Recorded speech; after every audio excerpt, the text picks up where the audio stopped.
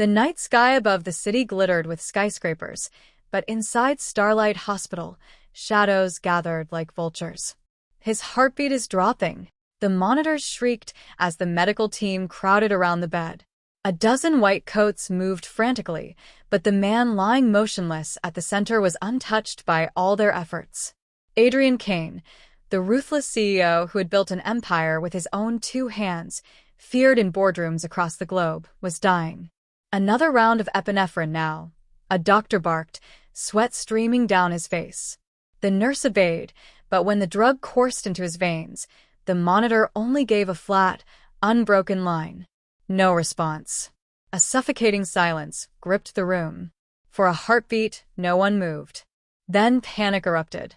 Executives in suits, his board members, his so-called allies, pressed against the glass wall outside the ICU, shouting at the doctors, shouting at each other. You can't let him die. Do something. Do you know how much he's worth? If he's gone, the company collapses. Their voices cracked, not with grief, but with fear. And yet, none of them stepped inside. On the sterile white floor just beyond the glass, huddled in a corner, was a girl no one noticed. Her clothes were ragged, her shoes worn down, her hair unkempt. She was clutching a paper bag of stale bread she had picked up from a shelter. Her name was Maya Lin. She hadn't meant to be here. The cold had driven her inside, searching for warmth in a hospital corridor where no one would look twice at a girl like her. But then, she saw the chaos through the glass. She saw the man everyone feared, helpless, pale, his lips turning blue. And something in her chest clenched. The doctors worked tirelessly, but one by one, they faltered. We've tried everything, whispered the lead physician, lowering his head. His organs are failing. Without a compatible transfusion. Then find one, an executive snapped. Money is not a problem. The doctor's face was grim. You don't understand. His blood type is AB negative. Rare. There are no matches on file. The words spread like poison. Shock. Despair. And then the sound of silence again, heavier than before. Through the glass, Maya's breath caught. AB negative. She knew that type. She knew it because she had carried the same cursed rarity her whole life, and it had once saved her. Barely, when a stranger on the street had given up their turn at a clinic for her. Her heartbeat thundered. She was just a homeless girl. She had nothing. No home, no family, no power. Yet right now she had something no billionaire could buy. Blood. Her blood. Her feet moved before her mind caught up. She shoved through the stunned executives, ignoring their stares, and banged on the ICU doors. I'll do it, she shouted, her voice trembling but fierce. I'm AB negative. Take my blood. The world froze. Every eye turned to her. First disbelief. Then laughter. Who is this? A cleaner? No, worse. Look at her clothes. She's homeless. She's lying. Throw her out. Maya's cheeks burned, but she didn't back down. She met the doctor's eyes through the glass, desperate. Test me. Please. He's running out of time. For a moment, the physician hesitated. Then he looked at the monitor. The flat line. The man whose empire would crumble within minutes. Open the doors. The executives erupted in outrage. Are you insane? She could be diseased. He's a billionaire. You can't put garbage blood into him. But the doctor's voice cut like steel. He'll be dead in 60 seconds without it. The doors flew open. Nurses pulled Maya inside. She dropped her paper bag, bread scattering across the tiles like broken glass. As they strapped her into the donor chair, fear clawed at her throat. The man lying lifeless on the bed was someone she had only ever seen in newspapers, untouchable, untouching. Adrian Kane. A legend. A monster, some said. And yet now, with tubes and wires surrounding him, he was just a man. Fragile. Dying. The needle pierced her skin. Warmth drained from her veins. She bit her lip to keep from trembling, staring at his pale face. Stay alive, she whispered, so quietly only she could hear. If not for you, then at least for me. Don't let this be for nothing. The room held its breath. Then, beep. A single sound. Small. Fragile. But real. The monitor flickered back to life. A weak heartbeat appeared on the screen. Nurses gasped. The doctors shouted. He's stabilizing. His vitals are coming back. Outside the glass, the executives who had mocked her fell into stunned silence. And Adrian Kane, the untouchable CEO, opened his eyes for the briefest second. His gaze, dark and piercing even in weakness, landed on Maya. Confusion. Shock. And something she couldn't name. Her world tilted. Before she could breathe, his hand twitched, reaching out ever so slightly toward hers. Then darkness claimed him again. The doctors rushed in, shouting orders. Maya slumped in the chair, dizzy from blood loss. Her vision blurred. But before everything went black, she heard one of the executives hiss. This girl just changed everything. The world outside the ICU should have been celebrating a miracle. Instead, it boiled with suspicion. She's a nobody. She could have infected him with God knows what. That vagabond girl shouldn't even be here. If Kane dies from contamination, it'll be her fault. The voices of Adrian's executives clashed like blades. The smell of money, power, and fear hung in the air, thicker than disinfectant. Inside the sterile room, Maya's head spun. She was pale, weak from the transfusion, but she refused to close her eyes. Across from her, the monitors glowed steady green. Adrian Kane, cold-hearted billionaire, untouchable ruler of skyscrapers, lived. Because of her. Maya Lin, a nurse, whispered softly, reading her chart. You saved his life. Her lips trembled. Saved his life. 3 words that felt like both a blessing and a curse. The ICU doors slammed open. A man in a navy suit stormed in, his eyes sharp as knives. His name was Douglas Vance, Kane Corporation's CFO, and Adrian's most trusted lieutenant. Trusted until tonight. You, he spat, pointing at Maya as though she were filth. Who let her near him? Do you know who this man is? She could be a hired assassin. A plant from our rivals. Maya flinched at the venom in his voice, but she didn't bow her head. Her whole life had been people shouting, spitting, pushing her aside. This was nothing new. The doctor snapped. Without her, he would be dead. Douglas sneered. And you think that's coincidence? She shows up here conveniently with the rarest blood type just when the CEO collapses. Open your eyes. Executives murmured agreement outside the glass. Their fear twisted into cruelty. Easier to blame the homeless girl than face the fragility of their empire. Maya's throat tightened. She wanted to run, but her gaze slid to Adrian, pale, motionless, yet alive. The faint beeping of his heart monitor seemed to echo inside her ribcage. For the first time in years, someone needed her. Her voice, hoarse but steady, cut through the noise. I didn't come here for you. I didn't even come for him. Her eyes burned, but she held them steady on Douglas. I came because no one else could. And I wasn't going to watch a man die while the people who claimed to serve him stood outside, too busy shouting about money. The room went silent. Douglas's jaw clenched. His hand curled into a fist, but before he could strike back, a sound stopped him cold. Enough. The voice was gravelly, faint, but it sent a chill down every spine. All heads whipped toward the hospital bed. Adrian Kane's eyes fluttered open, dark as storm clouds. Weak though he was, his presence devoured the room like fire devours oxygen. Douglas froze. Sir. Adrian's gaze cut him off. Then, slowly, painfully, the CEO's eyes shifted and landed on Maya. She couldn't move. His stare pinned her in place, heavy, unreadable. Her pulse hammered as if his eyes alone commanded it. Finally, his lips parted. Just one word escaped, hoarse, broken. Who? Maya's breath hitched. Douglas leapt forward. Nobody, sir. Just a street girl who... Silence.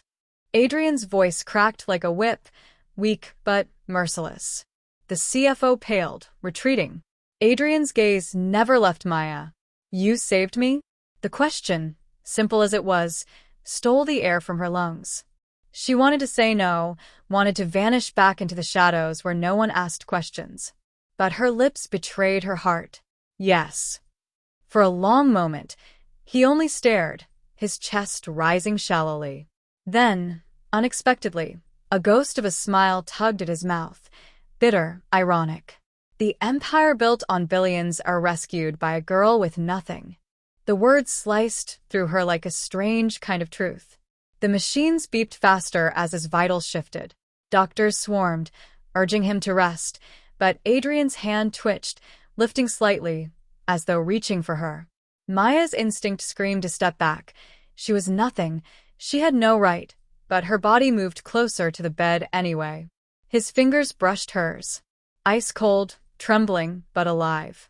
"Don't disappear," he whispered, voice so faint she almost thought she imagined it. Her throat closed. She wanted to answer, but before she could, the nurses gently pulled her back. Adrian's eyes fluttered shut once more. The room exhaled in relief. The crisis was not over, but life had returned. Douglas snapped at security. "Get her out. Now." The guards advanced.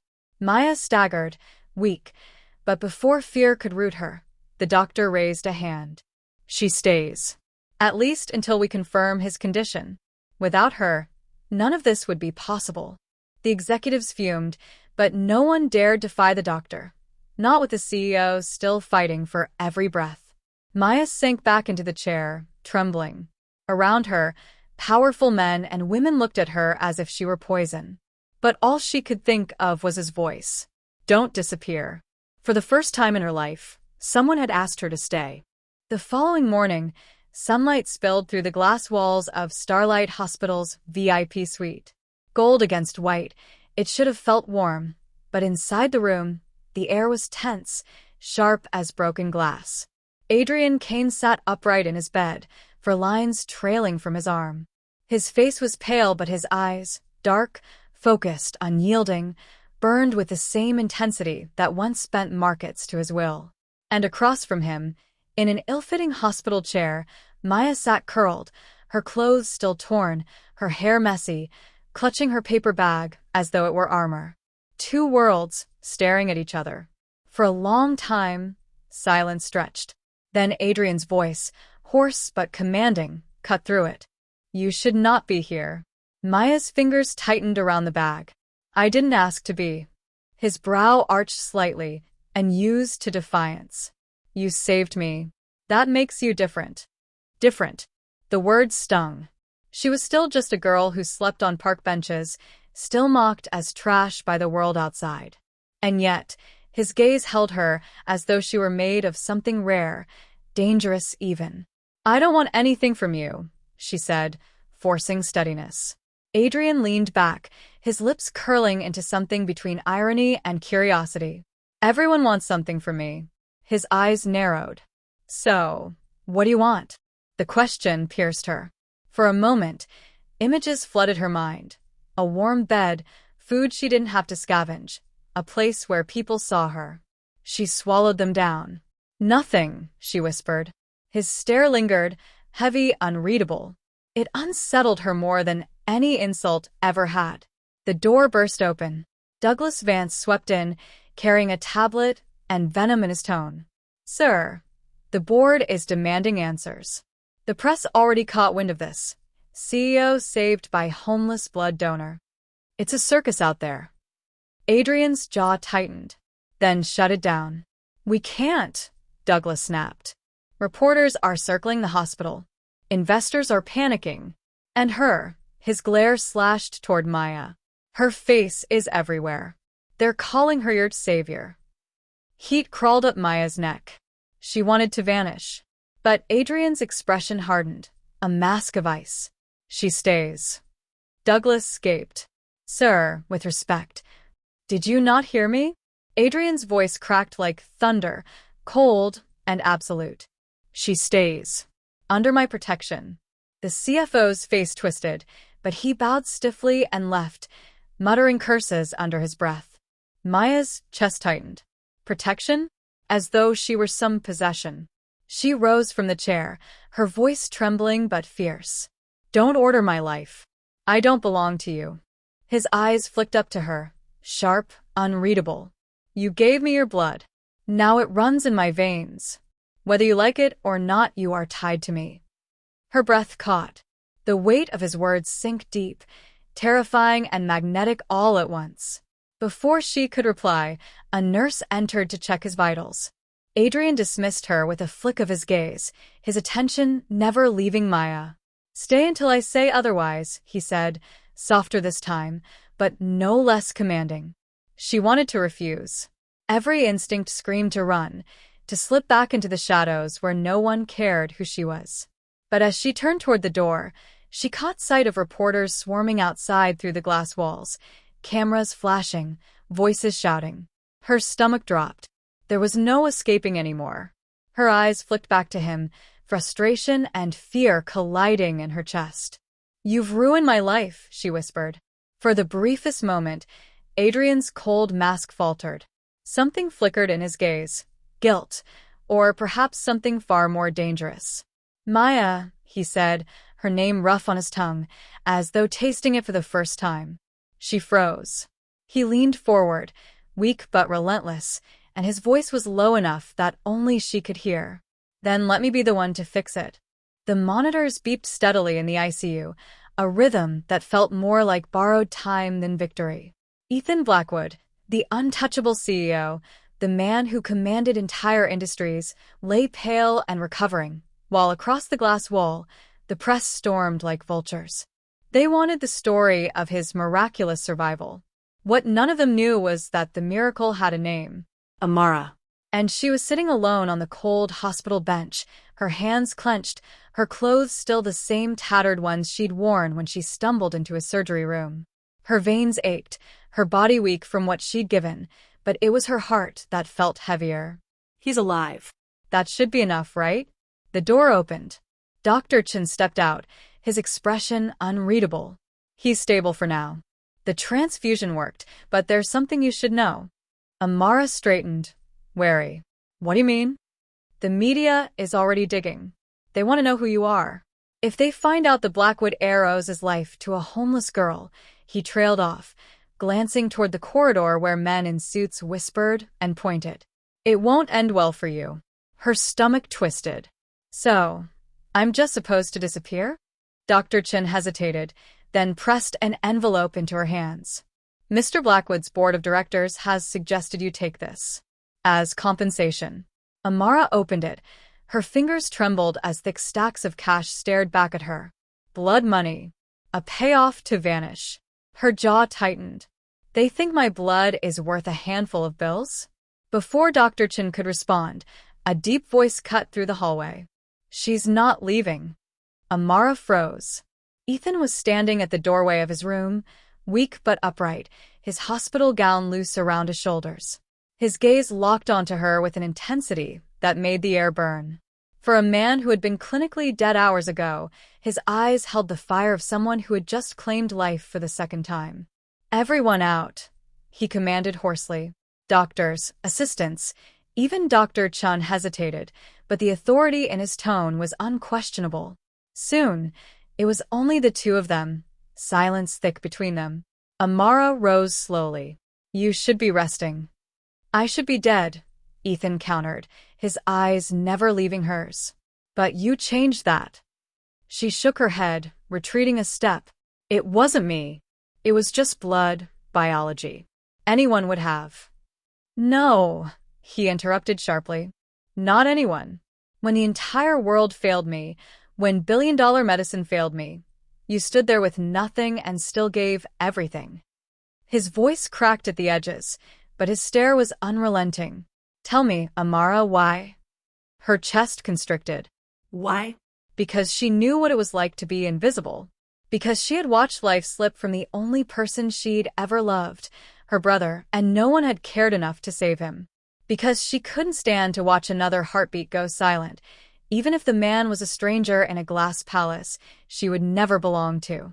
But none of those words came out. Instead, she whispered, because I couldn't just walk away. Ethan's lips curved, not in a smile, but something softer, heavier. Then I owe you more than a life. I owe you everything." She flinched, clutching the envelope of cash. "Your board already paid me to disappear. That's all you owe me." His expression hardened, voice dropping low. "Did you think I would let them decide the value of the woman who saved me?" He stepped closer, even with his weakened body. "You think I'll let you vanish into the streets again? Amara, you belong." He caught himself, jaw tightening. "You belong where you can't be trampled on." Her throat tightened. His words, so fierce, so unyielding, were dangerous. Dangerous because they almost sounded like hope. But before she could answer, the door slammed open. "Mr. Blackwood." A woman strode in, her heels clicking like gunfire against the floor. Sharp suit, red lipstick, eyes like daggers. His fiancée, Vanessa Crane, the socialite the press adored. She stopped dead when she saw Amara. Her gaze swept over the ragged jeans, the worn jacket, the unkempt hair. Then cold amusement. This must be the donor. The room dropped several degrees. Ethan's face darkened, but Vanessa had already crossed her arms. "Don't worry. The world will never know you were saved by someone like her. I'll make sure she's taken care of." Her tone dripped with venomous sweetness, but her eyes were knives aimed directly at Amara. Amara's pulse roared in her ears. Suddenly, the truth of it all hit her. She had stepped into a world where she didn't belong. A world that would sooner destroy her than thank her. Ethan turned sharply, his voice like steel. "Vanessa, leave." But Vanessa's smirk only widened. "Or what? You'll throw away everything for a girl from the streets." The silence that followed was deafening. And then Ethan said, low and deliberate, "If it comes to it, yes." Amara's breath caught, her world tilting in one terrifying, impossible instant. The storm outside the glass walls of the penthouse mirrored the one inside. Elena stood by the window, her reflection blurred in the rain.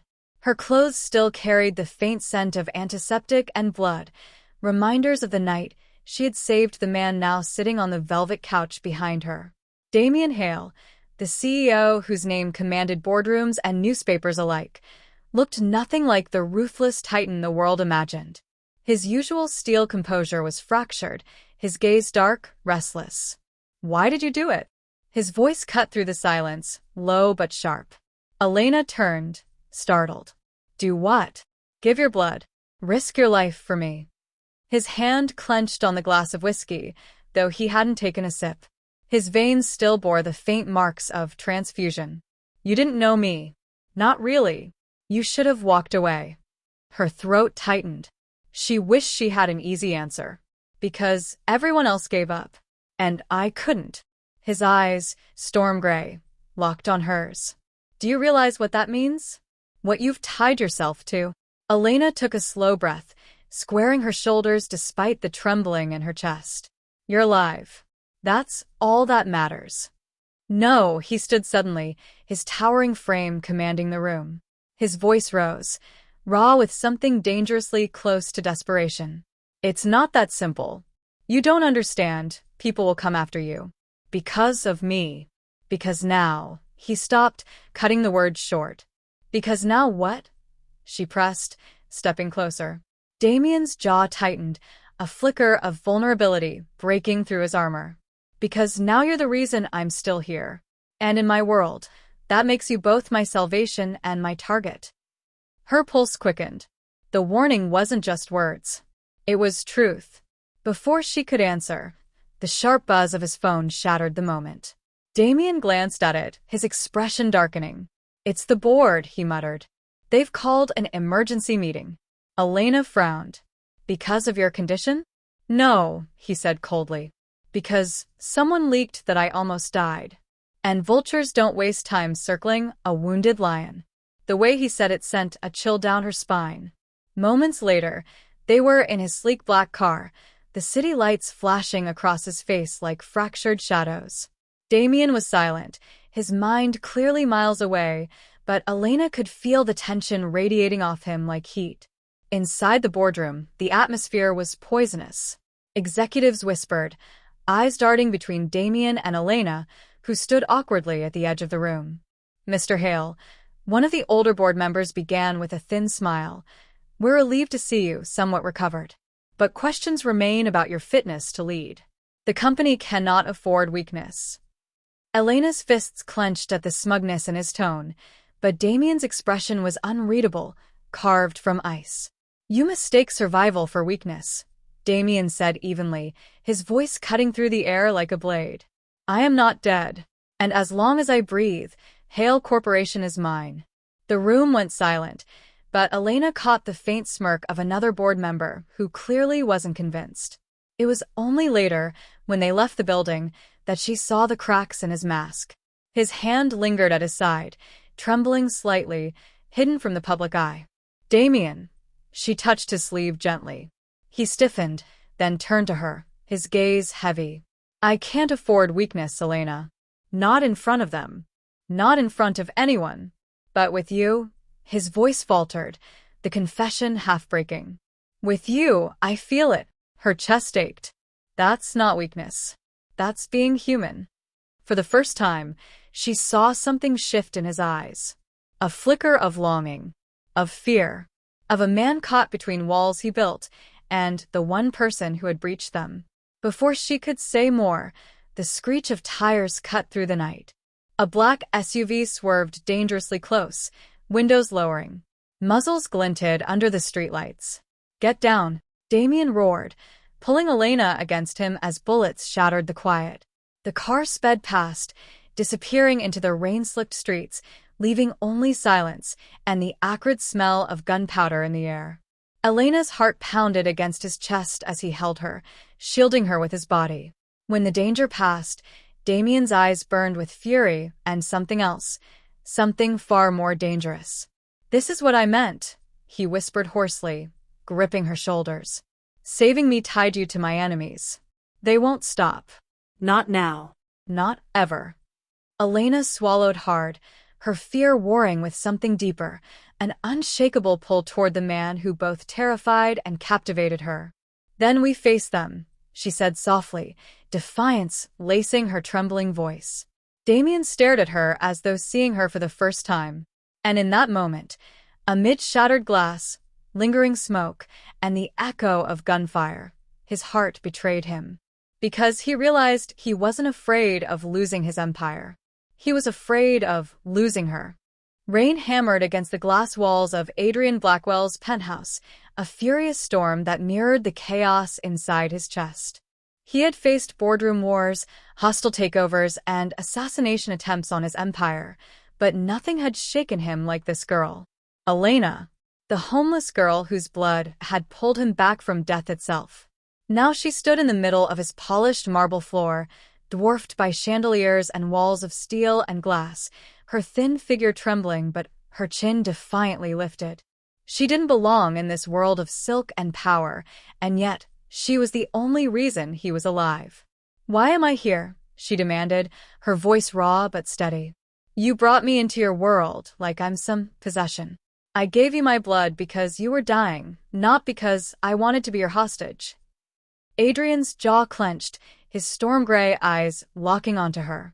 He wanted to tell her the truth, that since waking from the brink of death, he hadn't been able to breathe without her presence.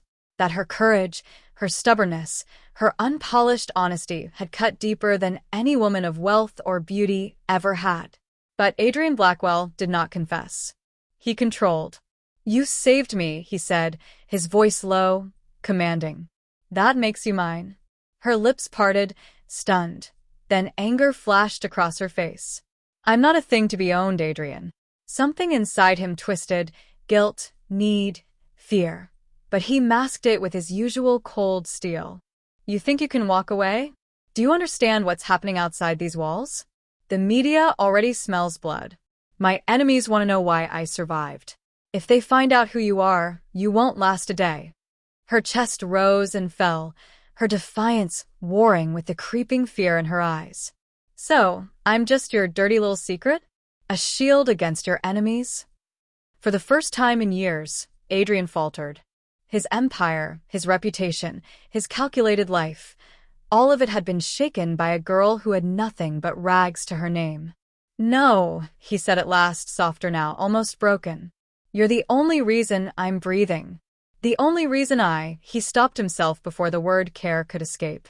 Adrian Blackwell didn't do vulnerability. Elena's eyes softened, but only for a moment before she turned away, wrapping her arms around herself. You don't get it. I don't want your money. I don't want your penthouse. I don't want to be another decoration in your life. I just want to feel like I matter. Like I'm not invisible. The words cut him like a blade. Invisible.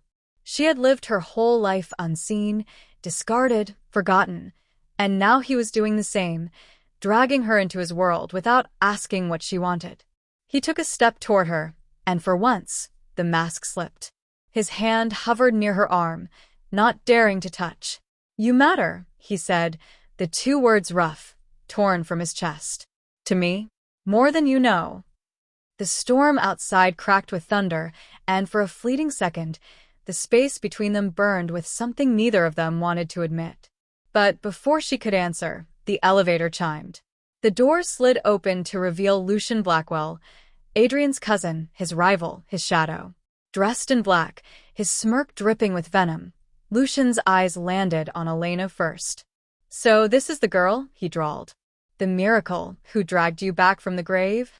Elena froze, her blood running cold. Adrian's eyes turned to steel again, his entire frame stiffening. Lucian, leave. But Lucian stepped further inside, ignoring the warning in his cousin's voice. No wonder you've been hiding her. She's different. Fragile. The press will eat this alive if they find out. A homeless girl tied to the Blackwell fortune?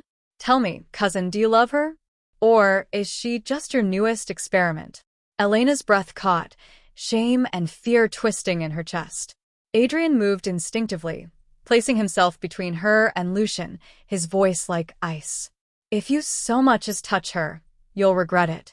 Lucian smirked, unfazed. Oh, I won't touch her. But the world will. Secrets don't stay buried forever, Adrian. And when they surface, his eyes flicked to Elena, lingering with cruel promise. She'll be the first to burn. The elevator doors closed behind him, leaving silence in his wake. Elena's heart pounded. She turned to Adrian, her voice breaking. He's right, isn't he? The moment they find out about me, I'll be destroyed. And you'll lose everything. Adrian's chest heaved as he met her gaze. For the first time, the man who built an empire looked helpless. Torn. Then let them come, he said, his voice hoarse, almost a vow. If the world wants war, I'll burn it all before I let them touch you. Her breath caught, her body trembling between fear and something dangerously close to desire. The storm raged harder, as if the city itself knew their worlds were colliding, unstoppable, inevitable, and on the brink of ruin. And in that moment, Elena realized the truth. She wasn't just the girl who saved him anymore. She was the girl who could destroy him.